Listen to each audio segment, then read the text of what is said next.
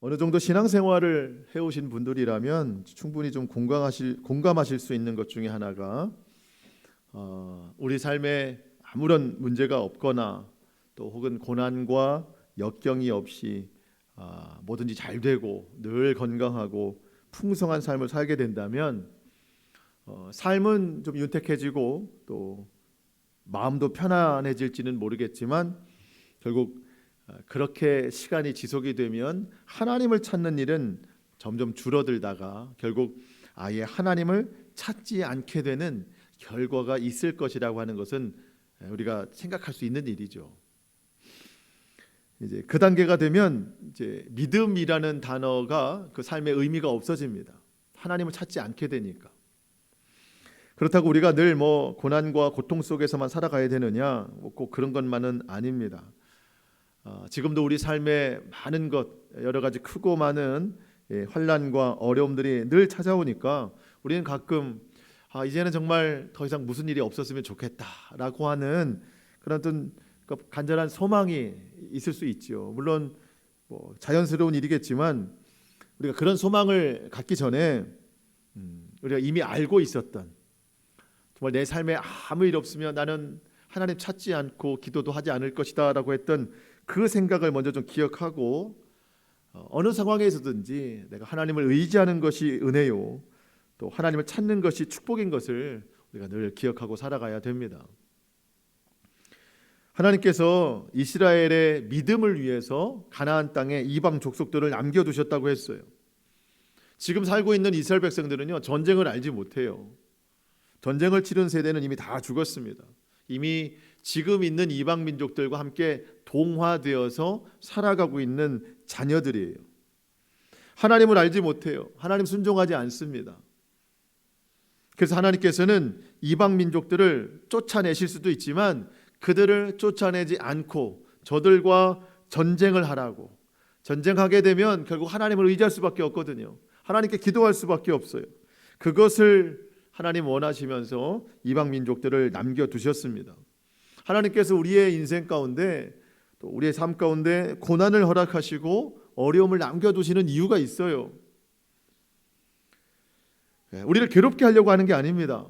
그런 상황 가운데 우리가 더욱 하나님을 의지하라고, 하나님 앞에 기도하라고 우리 가운데 그런 것들을 좀 남겨놓으신 것이죠. 어찌 보면 여러분 이것이 평생 반복될 수 있어요. 주님이 그렇게 하시는 이유가 뭐겠습니까? 예수님 다시 오시는 그날까지 우리에게 어떤 믿음의 영적 긴장감을 놓치지 않게 하시려고 하는 겁니다. 주님이 오실 날이 됐는데 내 삶이 너무 편안해져서 주님 찾지 않고 있으면 우리는 구원의 문에 들어갈 수가 없는 거예요. 그렇기 때문에 어느 정도의 영적인 긴장감을 늘 갖고 가게 하시기 위해서 하나님은 고난도 허락하시고 때로는 환난도 허락하시는 겁니다. 그때마다 우리는 주님 찾고 주님께 더 기도해야 되는 거예요. 그렇게 끝까지 믿음 붙잡고 구원에 이르기를 바라시는 것이죠. 여러분 우리의 인생에서 가장 복된 것은 아무 일 없는 삶이 아니라 어떤 일에든지 하나님을 찾고 하나님을 구하는 삶입니다. 늘 하나님과 함께하는 삶이에요. 오늘 성경에 나와 있는 표현으로 보자면 여호와의 목전에서 믿음으로 살아가는 삶입니다. 근데 오늘 본문 12절에 보니까 이스라엘 자손이 또 여호와의 목전에서 악을 행했다고 합니다. 앞으로 이 또라는 단어가 자주 등장할 거예요. 여러분 이스라엘 백성이 이렇게 한 이유가 뭘까요? 그 이유가 앞선 11절에서 소개되고 있습니다. 11절 보시면 그 땅이 평온한 지 40년에 그나스의 아들 온니엘이 죽었더라. 하나님께서 고통당하고 있던 이스라엘을 구원하셨습니다. 사사 온니엘을 통해서 구원하셔서 그들에게 평온의 때를 주신 것은 은혜요 축복입니다. 그러면 그 40년의 기간 동안 그 평온의 때를 어떻게 지내야 될까요? 하나님의 은혜로 알고 감사함으로, 그리고 예전에 행했던 잘못을 이제 회개하고 다시 새로운 믿음의 길로 나아가면서 하나님 말씀에 순종하는 시간을 보냈어야 되는데 그 평온의 때에 여호와 앞에서 악을 행했습니다. 그동안의 고통과 탄식의 이유가 없어지니까 하나님을 찾지 않는 거예요. 이제 또 하나님께서 주신 이 평온의 때, 이 평온의 뜻을 잘못 이해하고 있는 거예요. 여러분, 평온은 아무 일 없는 때가 아니라 하나님과 함께하는 때예요. 그것이 진정한 평온입니다. 세상은 아무 일 없는 평온의 때를 원하지만 그리스도인들은 오히려 그러한 세상 기준의 평온의 때는 우리에게 더 위험한 때임을 알아야 되는 겁니다. 우리가 이 부분에 있어서 꼭 기억해야 될 것이 뭐냐면, 고난이 있든지 없든지 여호와의 목전에서 늘 주님과 함께하는 것, 그것이 평온의 때라는 사실을 우리는 기억해야 됩니다. 날마다 주의 말씀을 묵상해야 돼요. 그 말씀에 순종하면서 살아가야 되는 것이 가장 복된 인생입니다. 여러분, 지금 어떤 때를 보내고 계십니까? 고난과 고통에 막 폭풍처럼 밀려오는 때를 지내고 계십니까? 아니면 정말 평온의 때를 보내고 계십니까? 그 어떤 이유가 문제가 되는 게 아닙니다. 어떤 상황에서든지 정말 하나님 앞에 간절하고도 강한 믿음으로 우리가 살아가야 되는 거예요. 여호와의 목전에서 또 악을 행한 이스라엘 자손을 깨닫게 하시려고 하나님께서는 이방 왕을 택하셔서 그를 강성하게 하셨대요. 12절 하반절, 여호와께서 모압 왕 에글론을 강성하게 하사 그들을 대적하게 하시매. 여러분, 하나님께서는 하나님의 백성들을 깨닫게 하시려고 때로는 이방 왕을 선택하셔서 그를 강하게 하십니다. 근데 여러분, 이거는 극히 한시적인 거예요. 잠깐 그렇게 쓰시는 거예요. 우리가 악한 사람이 잘 되는 것 가지고 시기하면 안 됩니다. 예수님 믿지 않는 사람이 잘 되는 것에 대해서 하나님 앞에 불평이나 원망의 이유가 되면 안 돼요. 내게 깨닫게 하시고자 하는 것이 무엇인가를 먼저 분별해야 됩니다. 우리가 한 2주 전쯤에도 그런 말씀을 나눈 적이 있어요. 하나님의 진심에 대해서. 예레미야가 3장 33절, 주께서 인생으로 고생하게 하시며 근심하게 하심은 본심이 아니시로다. 우리를 향한 하나님의 본심은 사랑입니다. 인자와 긍휼이십니다. 악인이 잘되게 하셨다? 그거는 정말 악인이 잘되게 하시려고 하신 게 아니에요.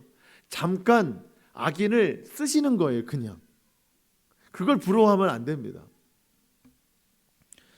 혹시 여러분 주변에 예수님 믿지 않는 사람이 잘 된다, 또 정말 악한 사람인데 잘 된다, 그러면 그 부러워하지 마시고 그것을 보게 하시는 하나님의 뜻이 뭔가를 구별할 줄 알아야 돼요.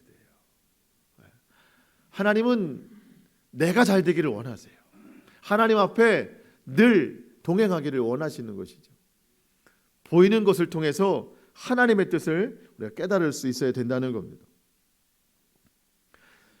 저는 오늘 본문 13절에서 아주 중요한 메시지를 좀 발견하게 됐는데요. 13절을 한번 같이 읽어보겠습니다. 13절입니다. 시작. 에글론이 암몬과 아말렉 자손을 모아가지고 와서 이스라엘을 쳐서 종려나무 성읍을 점령한지라. 아멘. 자, 에글론은 지금 하나님이 강성하게 쓰신 모압의 왕입니다. 이 에글론이 주변에 있는 암몬과 아말렉 사람들을 모아가지고 연합군을 만들었어요. 이스라엘을 공격하려고. 그래서 이스라엘을 쳤어요. 13절 맨 끝에 보니까 종려나무 성읍을 점령한지라. 여러분, 이 종려나무 성읍은요, 여리고를 뜻합니다. 여러분, 여리고는 익숙하시죠? 여리고는 굉장히 중요한 지역입니다. 이스라엘이 가나안 땅을 점령할 때 요단강을 넘어와서 첫 가나안 지역이었던 여리고의 그 큰 성읍을 무너뜨린 적이 있습니다. 아주 가장 큰 승리예요. 여리고에 있어서 첫 승리요, 가장 큰 승리입니다. 교회 학교를 우수한 성적으로 나오신 분들은 다 기억하실 거예요. 전쟁으로 했습니까? 돌아가면서 했습니까? 돌았죠. 전쟁으로 하지 않았습니다. 6일 동안은 매일 한 바퀴씩 돌았어요. 마지막 7일째는 7바퀴를 그냥 돌았습니다. 전쟁 안 했어요. 그리고 7번째 바퀴 돌 때에 큰 함성을 질렀더니 여리고의 그 큰 성읍이 다 무너졌습니다. 말도 안 되는 승리예요.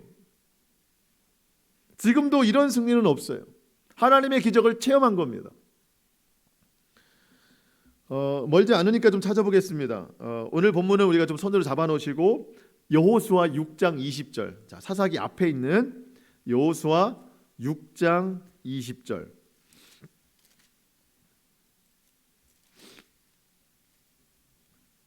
여호수아 6장 20절. 이게 지금 마지막 7번째 바퀴를 도는 거예요. 7일째. 한번 같이 읽어보겠습니다. 시작. 이에 백성은 외치고 제사장들은 나팔을 불매 백성이 나팔 소리를 들을 때에 크게 소리질러 외치니 성벽이 무너져 내린지라 백성이 각기 앞으로 나아가 그 성에 들어가서 그 성을 어떻게 하고 점령하고. 중요하다는 뜻이에요. 이스라엘이 여리고 성을 점령하고. 자, 그렇게 하나님의 능력으로 이스라엘 백성들의 믿음으로 전쟁 없이 그 성읍이 무너뜨려 내려지는 그 성을 점령했습니다. 오늘 본문 13절 다시 한번. 그렇게 점령한 여리고 종려나무 성읍을 에글론이 와서 다시 점령한지라. 점령했던 곳을 점령당했습니다. 아주 뜻깊은 곳이었어요. 여리고는 하나님의 기적을 체험한. 저는 우리의 신앙이 이렇게 될까 봐 두렵습니다. 사단은 우리가 믿음으로 승리했던 일들을 자꾸만 점령하려고 해요. 여러분, 우리가 예수님 믿고 구원받았던 때 그 첫 번째 감격, 그 감격으로 지금도 살아가는데 그때만큼은 아니에요. 예수님 믿었던 첫사랑, 그 뜨거웠던 때 그때만큼은 아니에요. 정말 간절하게 기도했던 때, 뜨겁게 찬양했던 때, 하나님 앞에 열심으로 헌신했던 때, 사단은 그런 때를 자꾸 점령하려고 합니다. 여러분, 이 가나안이 의미가 있다고 그랬어요. 요단강을 건너가서 바로 첫 번째 가나안 접경이 바로 여리고성이었습니다. 처음 시작이었어요. 그리고 그 성읍을 믿음으로 전쟁 없이 하나님의 기적으로 무너뜨렸습니다. 체험이에요. 감격입니다. 이거 가지고 계속해서 가나안 땅에서 살아가야 되는 거예요. 근데 어느 순간 그 여리고가 점령을 당했어요. 여러분, 우리에게도 또 첫사랑, 예수님에 대한 첫사랑, 구원의 감격, 이거 누린 때가 있죠. 저는 이제 모태신앙이라 뭐 어느 지점에 정말 뜨겁게 믿었다, 사실 그 기억은 없어요. 저는 이렇게 꾸준히 예수님 믿어온 스타일입니다. 모태신앙들이 대부분 그래요. 예.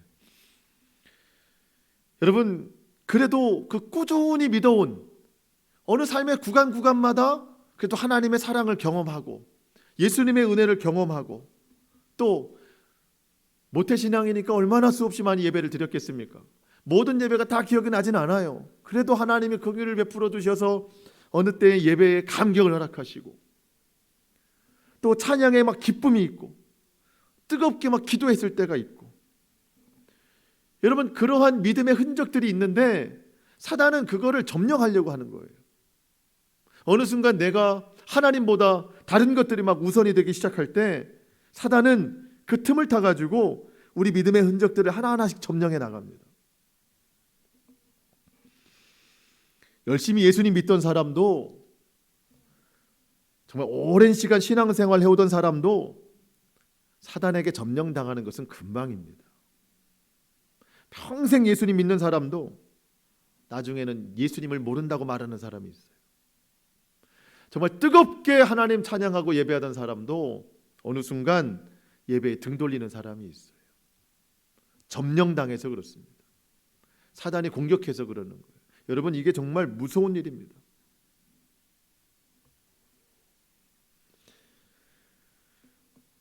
여러분, 우리가 그 세상 기준의 평온 그것만 생각하다가 정말 아무 일 없었으면 좋겠다만 바라다가, 아니면 세상 일에만 그냥 열심 내다가 세상 즐거움만 쫓다가 사단에게 우리의 믿음의 영역을 점령당하는 그런 일이 있으면 안 됩니다. 여러분, 회복해야 돼요. 예배를 회복해야 됩니다. 예배의 뜨거움을 회복해야 돼요. 여러분, 찬양의 열기를 회복해야 됩니다. 또 여러분, 기도를 회복하세요. 기도. 뜨거운 믿음으로 회복해야 됩니다. 그렇지 않으면 늘 점령당하고, 그러면 이제 그 뒤로는 믿음의 의미를 찾지 못하는 때가 되는 거예요. 우리는 우리의 믿음을 믿을 수는 없어요. 나는 연약하기 때문에. 우리가 믿을 수 있는 분은 하나님뿐이 없어요. 나는 괜찮아. 그건 내 믿음이에요. 그건 믿을 수 없어요. 한순간에 무너질 수 있어요. 점령한 것을 또다시 점령당하지 않도록 우리가 늘 말씀과 믿음으로 잘 무장하는 그런 삶이 될 수 있기를 축복합니다. 잘 회복될 수 있기를 소망합니다. 하나님이 오늘 말씀에서 우리에게 또 한 가지 회복하라고 명령하시는 게 있어요. 그게 뭐냐면 사명입니다. 사명. 하나님께 붙들린 그 사명을 잘 감당하라고 하는 겁니다. 어쩌면 우리는 마음속에 그런 생각도 있을 수 있어요. 지금 내 믿음 하나 못 지키는데 어떻게 사명까지 감당하는가? 여러분, 같은 이유예요. 믿음이 있으려면 사명을 감당해야 되고, 사명을 감당하면 믿음이 생기는 거예요. 하나님은 따로 보지 않습니다. 하나로 생각하시는 거예요. 여러분, 이스라엘 백성이 여호와의 목전에 악을 행했다고 그랬습니다. 여러분, 이 시대가 그렇지 않습니까? 이 시대가 똑같아요. 하나님 목전에 악을 행하는 시대예요. 그런 시대에 하나님이 이스라엘 구원하시기 위해서 사사를 세운 것처럼 이 시대에도 이 악한 세대에 이 세대를 구원할 하나님의 사사들을 부르시고 계시는 거예요. 그들이 이 땅의 그리스도인들입니다. 부르시는데 기준이 있더라고요. 놀라운 높은 기준인 줄 알았어요. 그것도 그렇지 않아요. 믿음, 순종, 결단, 세 가지예요. 하나인 듯 세 가지, 세 가지인 듯 하나. 믿음, 순종, 결단. 여기에 보면 실력은 없어요. 스펙이나 이력은 없어요. 믿음이 있으면 돼요. 순종이 있으면 되고, 오늘 결단하면 되는 거예요. 그렇게 쓰임받은 사람이 오늘 소개되는 두 번째 사사 에훗이라는 사람입니다. 15절 말씀에 정말 많은 이야기가 기록이 되어 있는데요. 여러분, 15절 한번 보시겠습니까? 제가 읽어볼 테니까요, 여러분들은 한번 눈으로 내용을 좀 잘 살펴보십시오. 15절, 이스라엘 자손이 여호와께 부르짖음에, 이제 고통당하니까 또 부르짖는 거죠. 여호와께서 그들을 위하여 한 구원자를 세우셨으니, 사사인데 구원자라고 소개합니다. 그는 베냐민 사람입니다. 베냐민 사람, 게라의 아들, 왼손잡이 에훗이라. 왼손잡이에요. 이스라엘 자손이 그를 통하여 모압 왕 에글론에게 공물을 바칠 때에, 자, 여러분, 바로 윗구절에 보니까 14절에 보니까 이 모압 왕 에글론에게 18해 동안 고통당했대요. 이스라엘이. 참 꽤 오랜 시간 고통당했죠. 앞서 온니엘이 등장할 때에 구산 리사다임이라고 하는 왕이 이스라엘 자손을 8년 동안 괴롭혔다고 그랬거든요. 8년. 먼저는 8년이었는데 지금은 18해, 10년이 추가됐어요. 그만큼 더 악해지는 겁니다. 갈수록 세대는 악해지는 거예요. 그 고통 중에 이스라엘 자손이 하나님 앞에 부르짖습니다. 여러분, 이게 축복이에요. 부르짖는 게 축복이에요. 이게 은혜입니다. 하나님께서 부르짖는 이스라엘 위해서 구원자를 세우셨는데 그가 에훗입니다. 에훗에 대한 소개가 많이 나왔죠. 베냐민 사람이다, 왼손잡이다. 그리고 또 한 가지 중요한 사실은 공물을 바칠 때에, 조공을 바칠 때에 이 에훗이 직접 가서 에글론 왕에게 바쳤다는 겁니다. 여러분, 이게 굉장히 수치스러운 일이에요. 왜 그런가? 여러분, 가나안의 전체 대부분은 이스라엘이 점령했습니다. 대부분은 점령했어요. 근데 소수 몇 개가 지금 남아 있는 거거든요. 처음에는 그 몇 개라도 좀 두려워서 못 쫓아냈고, 나중에 이스라엘이 강성한 뒤에로는 그들을 종으로 삼으려고, 그들이 필요해서 안 쫓아냈습니다. 그러니까 쉽게 말하면 가나안 땅의 주인은 이스라엘이요, 몇몇 족속들이 종으로 살고 있는 거예요. 근데 그렇게 종으로 살고 있던 중에 하나가 여리고를 점령하더니 이스라엘로 하여금 조공을 바치게 하는 거예요. 이게 좀 바뀐 거잖아요. 이 일 자체도 이스라엘에게는 굉장히 수치스러운 일입니다. 종으로 살고 있는 나라에게 조공을 바치고 있으니. 그런데 이거를 조공을 바치는 일을 누가 한다고요? 에훗이 한다는 거예요. 여러분, 이것도 굉장히 수치스러운 일이에요. 개인적으로. 왜 에훗이 했을까 봤을 때 왼손잡이이기 때문이라는 거예요. 원문을 보면은요, 그가 본래 왼손을 쓰던 사람이 아니라 오른손을 쓸 수 없을 정도로 큰 부상을 당했다는 거예요. 그러니까 아예 누가 봐도 오른손은 쓸 수 없는 상황처럼 그냥 보입니다. 이방 왕이 조공을 가지고 온 사람을 봤을 때 전혀 위협감을 느끼지 않는 거죠. 에훗을 봤을 때 둘이 그냥 1대1로 있어도 전혀 위협감을 느끼지 않는 그러한 오른손을 다친 사람이 조공을 가지고 오는 거예요. 그게 에훗입니다. 여러분, 이 자체가 얼마나 수치스러운 거예요. 자기에게서는 아무런 공격력도 받지 않는다는 뜻이잖아요.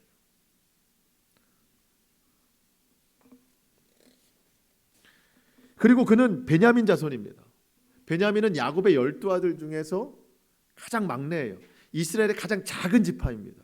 그래서 하나님 앞에 쓰임받는 사람들이 이야기할 때 나는 베냐민 자손입니다. 그러니까 나는 가장 작은 자입니다 라는 뜻이거든요. 그리고 이 베냐민이라는 뜻이 오른손의 아들입니다. 베냐민이라는 뜻이. 근데 지금 그 후손인 에훗은 오른손을 못 써요. 그러니까 그 가문의 이름에도 합당하지 않은 거예요. 제가 무슨 말씀 드리는 것 같아요? 사사로서 쓰임받기에는 부적절한 사람이라는 거죠. 이 사람은 지금. 그런데 하나님의 생각은 사람의 생각과 다릅니다. 이사야 55장 8절, 이는 내 생각이 너희의 생각과 다르며 내 길은 너희의 길과 다름이니라. 여호와의 말씀이니라. 에훗은 하나님께서 자신을 사사로 세우신 것을 분명히 믿었어요. 자기의 현실을 본인이 잘 알아요. 이럼에도 불구하고 하나님이 나를 사사로 세우셨던 것은 하나님께서 나를 쓰시는구나 라고 분명히 확신한 거예요. 그래서 믿음으로 순종하고 결단한 거예요. 그게 기준입니다. 사사의 기준. 믿음으로 순종하고 결단하는 것. 하나님께서 오늘 이 시대에 사사를 찾고 계세요. 여호와의 목전에 악을 행하는 이 세대 가운데 하나님의 살아계심을 나타내고 하나님께서 모든 자를 구원하기를 원하시고 하나님의 사랑을 전하실 그 사람을 찾고 계십니다. 근데 우리 생각에 그렇게 하나님께 쓰임받는 사람은 따로 있지, 나 같은 사람은 아니야, 나는 아무 자격도 없어, 그렇게 생각하는 여러분을 찾고 계세요.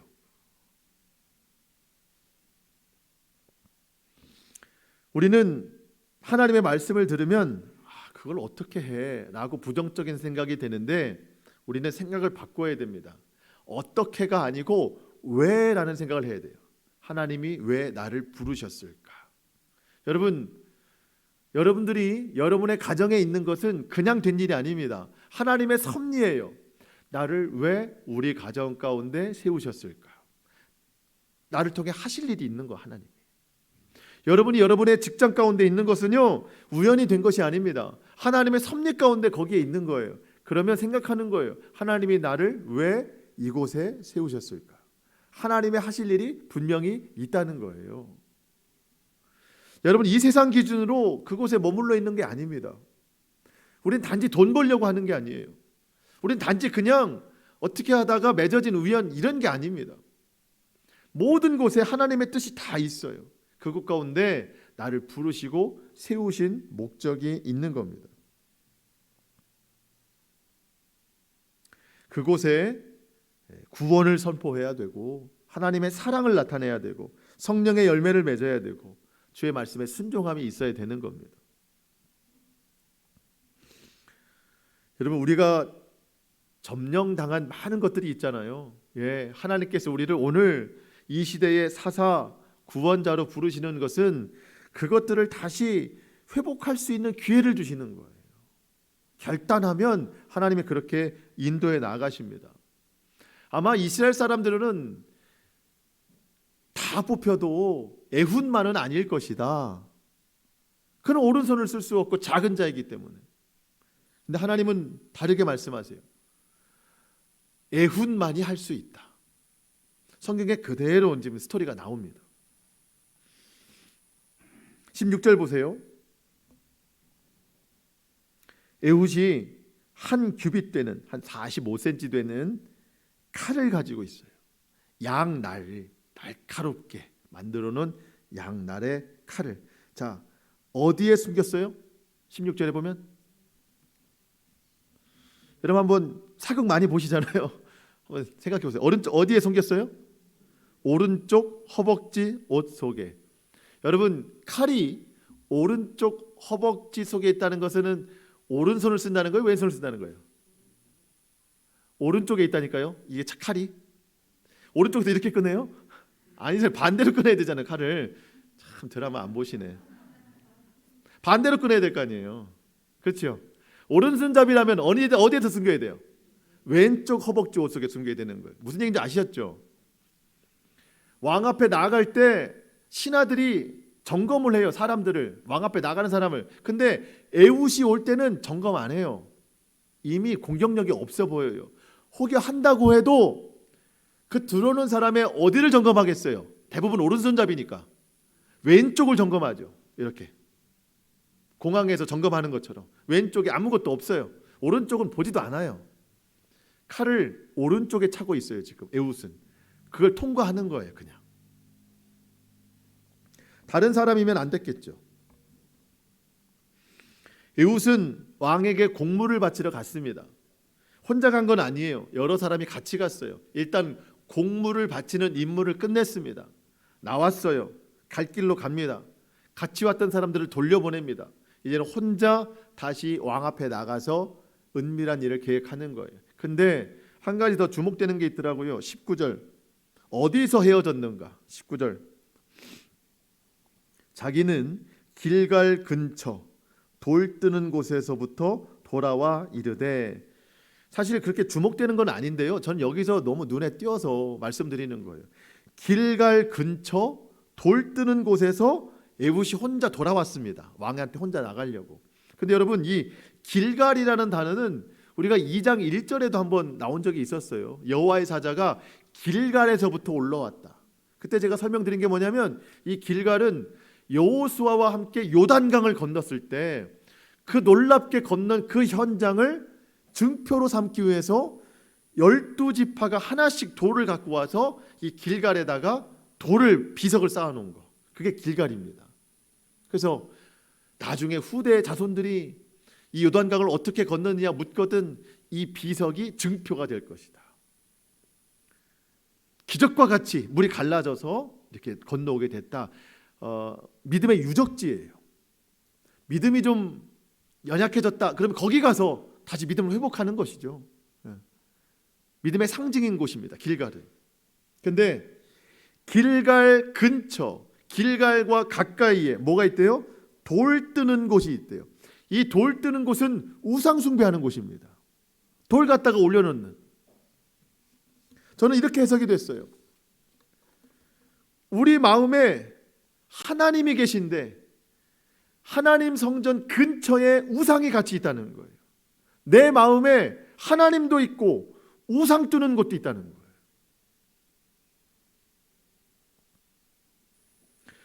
여러분, 하나님도 있고 근처에 우상도 있다? 이건 믿음이 아닙니다. 반쪽 믿음이라고도 할 수 없어요. 이것은 불신앙이라는 거예요. 불신앙.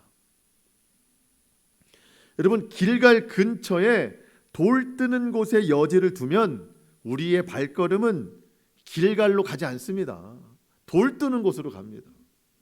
내 마음에 하나님도 있고 세상에 적당한 방법도 있다. 그러면 우리는 그 적당한 방법을 찾아가요. 돌 뜨는 곳을 찾아가요. 그렇게 하고 또 실패하고 또 부르짖을 때 하나님이 긍휼로 또 붙들어 주시고 또 근처에 돌 뜨는 곳을 또 찾아가는 그런 우매한 일들을 우리는 자주 한다는 것이죠. 여러분, 하나님 근처에는 다른 게 없어요. 돌 뜨는 곳을 두면 안 됩니다. 오직 하나님 한 분만 계시는 거예요. 유일하신 분. 우리를 향하신 하나님의 사랑이 진심이고 전심이듯이 우리도 하나님 앞에 전심으로 주님만 섬기고 주님만 사랑하는 자들 될 수 있기를 축복합니다. 에훗이 거기서 돌아가가지고 혼자 왕 앞에 나가는데 17절에 보니까 에글론 왕은 비둔한 사람이래요. 그 살이 얼마나 쪘는지 성경은 이렇게 말합니다. 그리고 이 결과가 처참하게 나오는데 에훗이 어쨌든 칼로 찌르죠. 찌르는데 칼이 안 나와요. 왜 그런가 봤더니 성경에 보니까 기름에 칼날이 엉겼다 할 정도로 이 몸이 굉장히 비대한 왕이었습니다. 그러니까 탐욕스럽다는 거죠. 이 세상 왕이 그 정도로 탐욕으로 꽉 찼다는 거예요.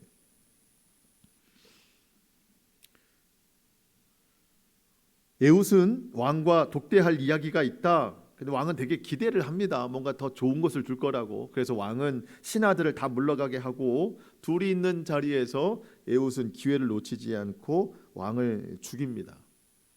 이제 그렇게 혼자 나오면 또 신하들에게 발각이 되니까 문을 다 닫고 나오는데 24절로 26절까지는 여러분 개인적으로 한번 읽어보세요. 에훗이 피해 도망갈 시간이 확보가 됩니다.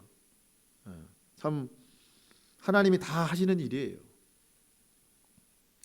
그렇게 기다리고 있던 이스라엘 백성들에게 가서 선포를 합니다. 모압과의 전쟁을 선포하는데 28절은 같이 읽어보겠습니다. 28절 시작. 그들에게 이르되 나를 따르라. 여호와께서 너희의 원수들인 모압을 너희 손에 넘겨 주셨느니라 하매 무리가 에훗을 따라 내려가 모압 맞은편 요단강 나루를 장악하여 한 사람도 건너지 못하게 하였고 29절에 보니까 10,000명을 죽였대요. 거기서 승리한 거죠. 그 10,000명이 모두 장사요 용사라. 한 사람도 도망가지 못했다. 완전한 승리를 이루게 된 겁니다. 여러분, 에훗이 나를 따르라 전쟁을 선포했지만 전쟁 선포가 아닙니다. 승리의 선포예요. 왜 그렇죠? 하나님이 이 전쟁을 우리 손에 붙이셨다. 그래서 28절 여러분 여호와께서라는 단어 보이세요? 여호와께서 28절. 예. 거기다 좀 동그라미 치고 싶습니다. 여호와께서. 28절에서 여호와께서 승리를 주셨는데요. 그 여호와께서라는 단어가 28절에 나왔고 또 어디서 나왔나 봤더니 한동안 멈췄어요. 쭉 올라가 보니까 그동안은 다 에훗이 한 일이고 15절에서 다시 한번 발견이 됩니다. 15절. 그렇죠? 15절에 이스라엘 자손이 여호와께 부르짖음에 말고 그 다음 여호와께서 거기도 한번 저는 동그라미를 치고 싶습니다. 자, 15절에 한번 나온 여호와께서가 한참 지나서 28절에 나오죠. 그러니까 여호와께서 사사를 세우셨습니다. 그랬더니 사사가 혼자 막 활동을 해요. 막 계획을 짜고 칼을 차고 공물을 갖다 바치고 혼자 막 계획 세워서 합니다. 그랬더니 나중에 이 모든 계획들이 다 성공적으로 한 다음에 전쟁을 할 때 여호와께서 전쟁을 또 일으키시는데, 그렇다면 이 중간에 있는 일들은 다 에훗이 한 것인가? 그렇지가 않다는 거예요. 여러분, 여호와께서라는 단어가 15절에서 나오고 한참 뒤에 28절에서 나오지만 성경에는 이렇게 기록이 되어 있지만 에훗의 믿음에는 모든 구절에 다 기록이 되어 있다는 거예요. 여호와께서가. 여호와께서 지혜를 주셨고, 여호와께서 들어가게 하셨고, 여호와께서 용기를 주셨고, 여호와께서 피할 길 열어주셨고, 여호와께서 전쟁할 수 있도록 도와주셨고, 여호와께서 승리할 수 있도록 도와주셨고. 성경에서는 앞과 끝에 딱 두 번 나오지만 에훗의 믿음의 기록에는 계속 여호와께서예요. 여호와께서. 여러분, 우리가 이런 인생 살아야 된다는 거예요. 여러분, 한 문장에서 주체가 되는 걸 주어라고 말하잖아요. 주어. 우리 인생의 주어는 누구십니까? 여호와께서. 하나님이 내 인생의 주어이십니다. 우리 가정의 주어는 누구십니까? 하나님이시죠. 하나님이 우리 가정의 주인이 되십니다. 히브리서 12장 2절, 믿음의 주요 또 온전하게 하시는 이인 예수를 바라보자. 우리가 예수님을 계속 바라봐야 되는 이유가 있습니다. 왜냐하면 믿음의 주요, 이 주는 주인 주자가 아닙니다. 여기서는 시작이라는 뜻이에요. 시작. 믿음의 시작이시요 또 온전하게 하시는 이, 이것은 완성하다, 끝마치다라는 뜻입니다. 우리 인생의 시작이시요, 우리 인생의 믿음을 완성시키는 분은 오직 하나님. 그러니 예수님을 늘 바라보자. 여호와께서 시작하셨고 여호와께서 끝마치시니 그 사이의 모든 인생은 예수를 바라보는 인생이 되어야 된다는 거예요. 그러면 하나님께서 그 끝과 시작 가운데 놀라운 승리를 허락하여 주신다는 겁니다. 저와 여러분의 인생에 늘 여호와께서 마음판에 잘 새겨질 수 있기를 주님의 이름으로 축복합니다. 자, 오늘의 결론을 저는 31절로 맺고 싶은데요. 31절에 세 번째 사사가 나오는데 딱 한 줄입니다. 섭섭하죠. 근데 기록됐다는 게 참 놀라운 일입니다. 여러분 31절 볼까요? 에훗 후에는 아낫의 아들 삼갈이 있어 소 모는 막대기로 블레셋 사람 600명을 죽였고 그도 이스라엘을 구원하였더라. 여러분, 또 다른 사사가 등장했다고 하는 것은 무슨 일이죠? 이스라엘이 또 악을 행했다는 거예요. 악을 행한 이유는 또 뭐겠어요? 30절, 그 땅이 80년 동안 평온하였더라. 그러니까 80년 동안 세상 기준의 평온을 또 살아간 거예요. 아무 일도 없으니까, 고통과 탄식의 소리가 없으니까 그냥 하나님을 또 찾지 않는 것이죠. 여러분, 서론에서 드린 말씀을 결론에서 다시 한번 말씀드립니다. 진정한 평온은 아무 일 없는 게 아니라 하나님과 함께하는 거예요.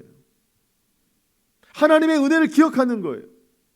아무 일 없는 평온은 위험한 일입니다. 그 의미를 다시 한번 깨닫고 31절에 소개된 세 번째 사사 삼갈, 이 사람 역시 세상 기준으로는 합당치 않은 사람입니다. 직업이 뭐예요? 소 모는 사람이에요. 목동이었어요. 그가 가지고 있는 무기는 하나, 막대기 하나. 이 막대기로 블레셋 사람, 골리앗과 같은 블레셋 사람들 600명을 죽였대요. 여러분, 놀라운 일 아닙니까? 그 막대기는 부러지지도 않아요. 여러분, 누가 하는 거예요? 하나님이 하시는 것이죠. 여러분, 누구냐가 중요한 게 아닙니다. 그 손에 뭐가 들렸느냐가 중요한 게 아닙니다. 하나님께서 부르셨을 때 믿음으로 순종했느냐, 그리고 결단했느냐. 하나님은 그 사람을 지금도 찾고 기다리고 계십니다. 그게 바로 저와 여러분이 되기를 축복합니다. 지금도 구원받아야 될 사람, 지금도 부르짖는 사람, 지금도 울면서 탄식하는 사람들이 우리 주위에 얼마나 많습니까? 회복이 필요한 사람, 위로가 필요한 사람, 하나님의 사랑이 필요한 사람, 주님의 복음이 필요한 사람이 우리 주변에 얼마나 많냐는 거예요. 그 사람들에게 가서 전할 사람 하나님이 지금도 찾고 계시는데 저와 여러분을 부르시고 계시는 거예요. 나는 아무것도 할 수 없습니다, 주님. 나는 약한 자입니다. 내게는 그저 막대기 하나밖에 없어요. 괜찮다는 거예요. 주님이 하신다는 거예요. 내 손에는 막대기가 있으나 내 자체가 하나님 손에 붙들리면 하나님의 능력으로 감당할 수 있다는 거예요. 여러분, 가정에서 여러분이 사사가 되십시오. 직장에서 여러분이 사사가 되십시오. 하나님 말씀에 순종하는 자 되기를 원합니다. 그러기 위해서는 먼저 내 믿음이 회복되어야 된다는 겁니다. 여러분, 내가 점령했던 믿음 오늘 또 점령 당하지 말고 빨리 예배 회복하시고 말씀 능력 회복하시고 찬양, 기도 회복하실 수 있기를 축복합니다. 그래서 모든 것 회복된 능력으로 주님 나라 확장에 쓰임 받는 저와 여러분 될 수 있기를 주님의 이름으로 축복합니다. 아멘. 기도하시겠습니다.